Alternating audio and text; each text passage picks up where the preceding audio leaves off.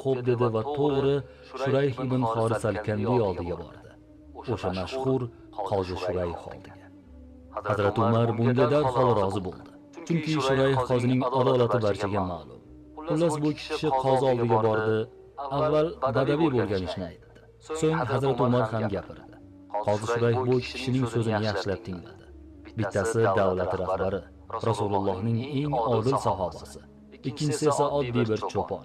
Mana endi Qozi Shurayh haqiqiy imtihonga duch keldi.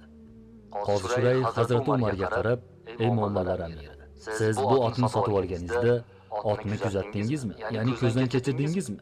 "Ha" dedi Hazrat Umar. "U sog'lom edimi?" deb so'radi.